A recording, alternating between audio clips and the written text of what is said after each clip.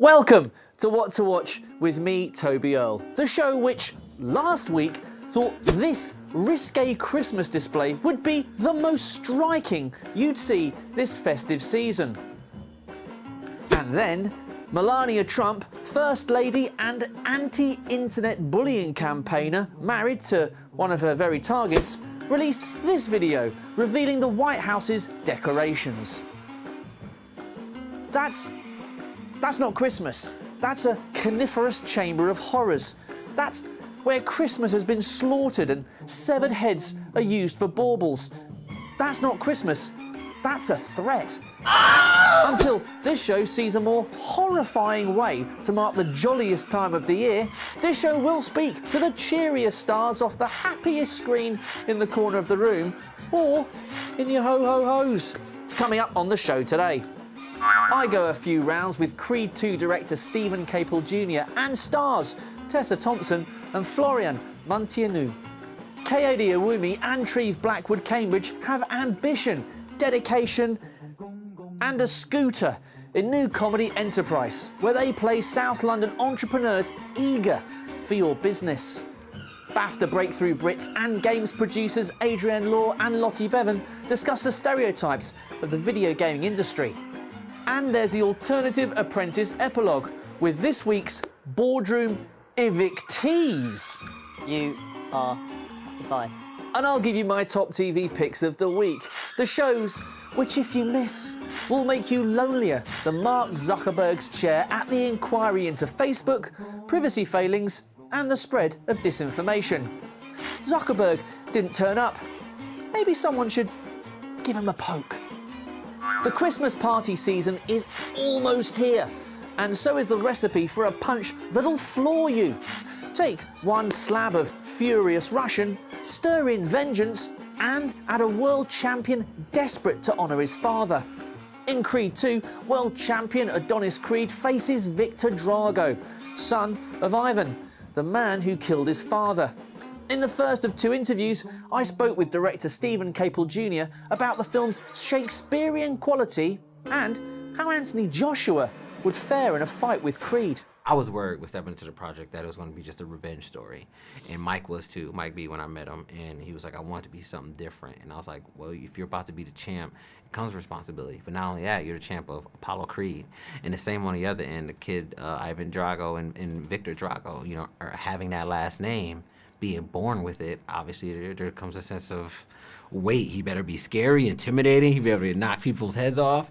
And so all that, they had pressure as characters. So it was more than just, I want revenge. It was like they were trying to prove something to themselves, which ultimately became a theme, you know, in the film. I mean, it's a toxic legacy for both of them, isn't it? Because it is their fathers' battles, which they are forced to repeat themselves. Completely. I mean, it's kind of unforgiving in that respect in terms of how history is viewed. No, very much. And Sly loves Shakespeare, by the way. He keeps, like, there's a quote in a movie, too, where it's like, it's sort of Shakespearean, these two sons in the ring. Jim Lampley said it. Those are all Sly's ideas. He wanted that kind of Shakespearean feel, you know, which he kind of holds throughout the franchise in general. If you really look back at every Rocky, there is a bit of that, you know, mixed in with the underdog story.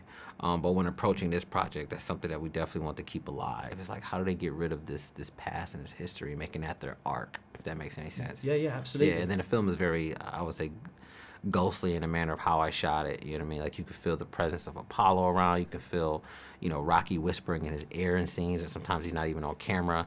You know, it's just, I wanted to feel like you felt this haunting, if you will. What, like Hamlet's father, just sort of always present, just exactly that kind of vibe the whole way through. Because there's a lot of shots, obviously, of the Delphi gym where you have that silhouette of. Oh yeah, those ones too, exactly. And he's there and he's staring up at it, and then there's a moment where he's holding the baby, obviously in the gym after he says his line. That brings him back to it all, and you see his father right in the back. You know, so it is very much that. You know what I mean? Yeah, absolutely. Because you know, with Creed, when he's frightened to get back in the ring, he's nervous. I mean, I felt that too, and that has to be down to the way that you film the fights, because they are sledgehammer hammer blows. Yes, they are. I mean, it was fully intended for it to look as brutal and as yeah. It was. I wasn't sure how the audience was going to react to Really? it. You know, it's interesting to watch it now because it feels like they are watching like a scary movie, a horror film, because they're all like just blocking their faces, which I love, obviously. But I knew I had to bring something back from that Rocky IV like fear factor, and then at the same time, I wanted something new. I've never watched a boxing film where every time I was dodging and weaving, and I wanted to feel that. So there's always this place of doubt because that's what we feel inside. And I didn't want him to come into the ring like totally confident I'm going to beat him every time. He had to reassure himself in different fights, and he had to, you saw him as a human. You saw him scared. I mean, I think that certainly sort of made me feel nervous, and also you could empathise with him as to why would you want to get back exactly into the ring after suffering those concussive hammerings. Yeah, I think it made him vulnerable. You know what I mean? That's something I was aiming for. I didn't want people to feel like he was untouchable. And I think that's where boxing movies fell with so much, strong, aggressive manliness and two dudes they shirt off just rumbling, and it's all become like who's the toughest guy. The vulnerability and sensitivity behind each character in each moment adds another layer of tension for us as viewers. When we're about to step into the ring, we might lose something that we actually care about, or we understand that because we're all, like I said, human. So that made him relatable. And I wondered about Creed. I mean, if he were to fight Anthony Joshua, British heavyweight champion, unified belt, who do you think would win in a bout? Oh, Anthony Joshua, I mean, that's hands down. Would beat up Creed? Definitely. Really? Creed at his prime. No doubt. AJ's a beast, man. I can't wait for him to fight Deontay Wilder and put that out there. I do want to see that brawl. We have to. I mean, it's no question. But AJ's a monster, man. We took a few of his neck workouts and placed them in the film. That's where, if you watch the movie, the Creed is working on his neck, and I was like, that was from AJ. So thank you, AJ. Even though I know a lot of boxers do it, but I saw AJ doing it, and I was like, that's cool. But AJ would, yeah, he's a beast. If we don't do what we love, then we wouldn't exist. It's time, kid.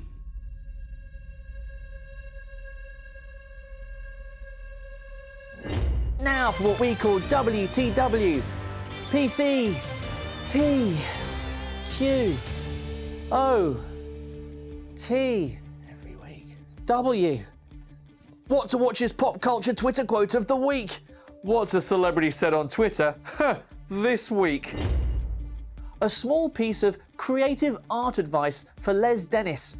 Next time you decide to brighten the walls of Norwich, try using the Dulux High Gloss instead of the matte, as it stands out more on brick and concrete, and, in my opinion, far more difficult to remove without industrial cleanser. Crying with laughter emoji. Tweeted entertainer and recent star of Inside Number 9, Bobby Davro. This advice was in response to the entertainment mystery of 2018. Is Les Dennis graffitiing his own name across Norwich? Dennis has denied responsibility, adopting the shaggy defence on Twitter with, "It wasn't me." To find out what the public thought, we asked 100 people if they thought he was responsible, and our survey said... In this week's meeting with members of the 2018 squad of BAFTA breakthrough Brits, video game producers Adrienne and Lottie Bevan discuss an industry which contributes nearly £3 billion to the economy and gaming stereotypes. Press X to continue. It feels like a very insular industry. We don't tend to meet people from film or TV or anything like that. So BAFTA being a more kind of wide-ranging corporation, it feels really special to be picked out of games and thrust into kind of the real world. I don't know if you'd agree with that. Yeah, and I think as well it's kind of this sign of like the maturing of games as an industry in general, that it is being held up as an art form in the same way that film and TV are.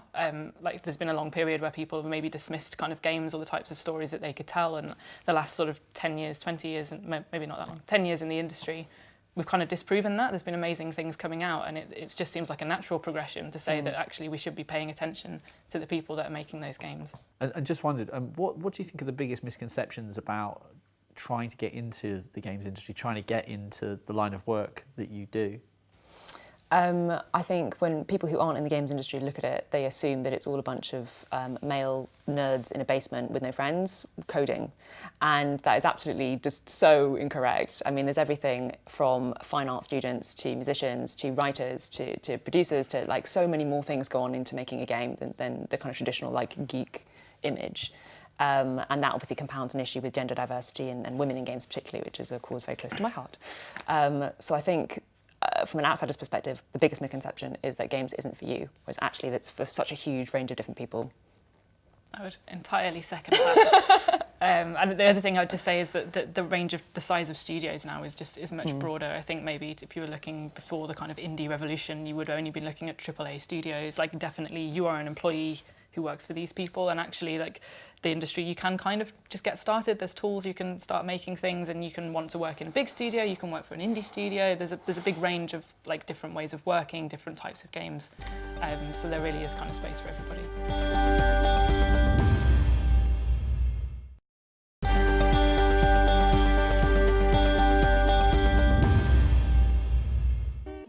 Welcome back to What to Watch with me, Toby Earle, the show that aims to guide you through your week's viewing and give you a glimpse behind the scenes and hear from the stars.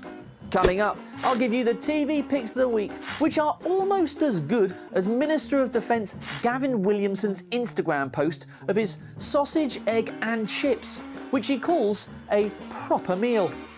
If that were us, Minister, we'd declare war on whoever cooked that tragic egg and shock and awed those sausages.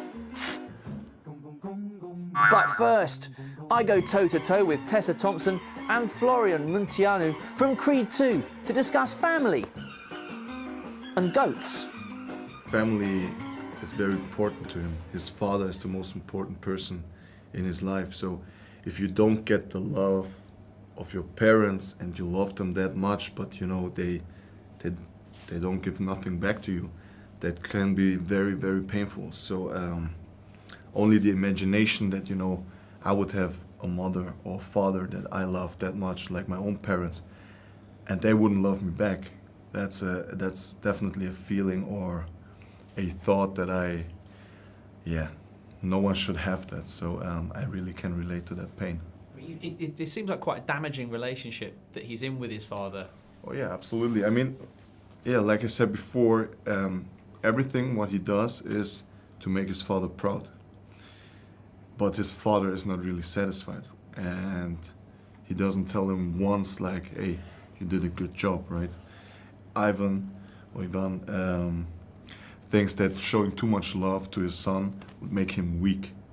And that's the nice arc that we have in the end of the movie, that, you know, there's a turnaround there. With regard to the filming, how many cameras did you punch accidentally? Because there are those sequences where it's like a video game. POV shot. Yeah. Were you? A couple of times. Did you? Yeah. It happens because, you know, you have to play it with so many emotions, so much pain and so much anger, and then sometimes you can't control yourself no more. You can't contain yourself no more, and there comes some punches through. Same for when I was fighting Mike. He had to take some punches, I had to take some punches from him. I mean, it's part of the game. How was that when you accidentally clipped one another? I'm assuming it wasn't just a clip either, right? You know, both of us, we pretend to be very tough, so nobody said anything, right? Because, you know, we always try to be the bigger, stronger man here. Yeah. So you get to the end, great scene. Yeah, exactly. But, you know, for example, if a shot to the head comes through, it's not that easy to take as to the body. I mean, we wanted to make it as realistic as possible, and that, in order to do that, we had to take some shots. Yeah. I had the babies a lot, and so it was also fun to just be like, all right, Mike, you take a baby, because I've been holding these babies a lot. I also have to have this big fake belly, like, now it's your turn, which is great. I think that's exciting about this couple. I love that it shows a depiction of millennial love where they can take turns, you know, of partnership that has real equality.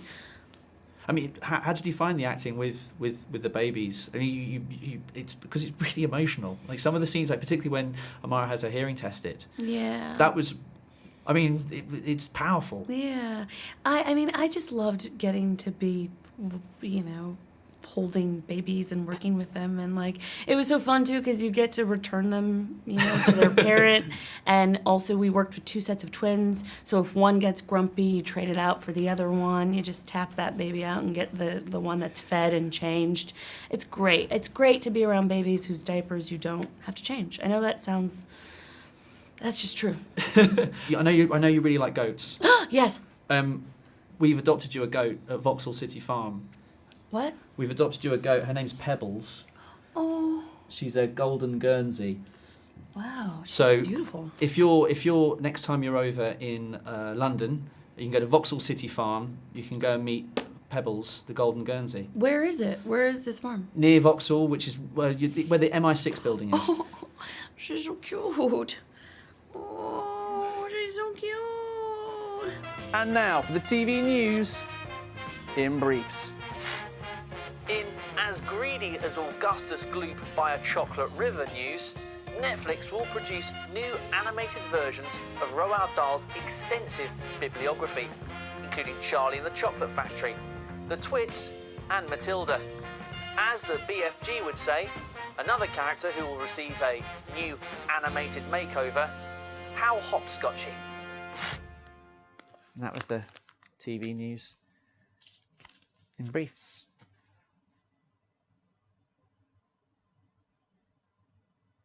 Now, stop wondering why Patrice Evra is kissing and sucking raw chicken. Because it's time for my TV Picks of the Week. Anyone in South London after a delivery service that's in South London and, well, called Speedy Kaz, then I'd recommend Speedy Kaz, the service provided by Kazim and Jeremiah in new BBC Three comedy Enterprice, streaming on your internet right now. Kayode Ewumi and Trieve Blackwood-Cambridge play these ambitious businessmen, and we discuss becoming the next generation of South London entrepreneurs and capturing the liveliness of Elephant and Castle. It was the aim to show my area where I grew up, my borough of Southwark, Elephant and Castle, Peckham, to show it in a bright kind of light, because first of all we shot in summer, not one day, it did not rain for one day, which was amazing, a blessing. And then I said, you know what, when I grew up, even though on the news we see young people dying from my area or from the borough, all these kind of things, you see the Aylesbury estate used on these shows as like gang guys running through the bill, always shooting their, chasing like a convict or whatever. I said, you know what, when I grew up around the area, yes, maybe I did see some of these things, but what I also saw was like my friends, like playing football, like water fights, like guys on bicycles, like, girls. We used to try and talk to girls all the time and they didn't have time for us, you know what I mean? Or going to the shop to get like Hubba Bubba, like the jawbreaker. Just all those things came to me from my childhood, and I was like, I remember just seeing brightness and light and the young Muslim girl who like finished fast and was like, we're going chicken shop together. All these young people, and I remember sounds like African sounds, Nigerian sound like Fela Kuti, Sunny Ade, all these sounds from different people playing from their houses, like the Turkish people were there, like Abdul Mehmet, all these people.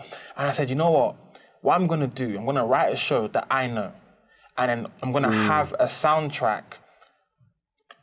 The soundtrack is also a story in itself. Yeah. That's why we've got this nice, lovely Afrobeat kind of score going through it, or London kind of score going through it, because I wanted to represent where I came from and show that it's community. It's beautiful. It's not just bad. It's beautiful. And just finally, I was wondering, given its location, celebration of South London, you had Only Fools and Horses, of course, in the 80s and 90s. Peckham, isn't it? Yeah, Peckham, just down the road. Yeah. Is this the vanguard? Is this the flag bearer for South London in the 21st century? Is that the hope? Is that the hope? No. He doesn't want that much stress. That's not the hope. What I want for this show, shall I tell you what? Shall I tell you the hope for this show? Ooh, he's gonna give you a gem. The hope for this show is just for people to just understand the characters and appreciate it for what it is. I'm not sure I don't want it to be like a massive viral culture. I just say, you know what? I just want people to watch it, enjoy it for what it is, understand it, and for young people, especially young black males and females who don't see themselves on screen normally, to see themselves on screen. Yeah. For the most part these days, the worst outburst of unprovoked violence you'll see at a football stadium is Jose Mourinho walloping a drinks bottle carrier to celebrate a team worth hundreds of millions of pounds bundle the ball over the line in injury time. That's not the case in Green Street 3 on London Live Friday at 11 p.m. Here, rivalries spill over into spilt blood and revenge as a former hooligan returns to London to discover who killed his younger brother. Sorry to hear about your brother. Somebody knows what happened to my brother. The only way I'm going to find out is if I get back in. We are the Green Street Elite, and we will be the #1 firm again. And now for the alternative Apprentice epilogue. What did this week's fired candidates from The Apprentice really want to say to Lord Sugar in the boardroom? You're fired, fired, fired. You're fired. You're fired. I will be successful, and one day I'm going to look forward to calling you and letting you know how many millions that I've sold my company for. Thank you for the fun. I think one of the things is I was pretty competitive, but I enjoyed it so immensely, and I probably should have said that at the time.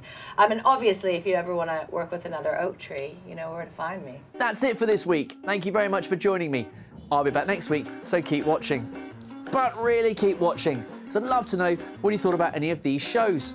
Or perhaps there's something else you've been watching that you think deserves some hoopla. Do get in touch. You can email us hello@londonlive.co.uk or tweet us, it's the future, @LondonLive.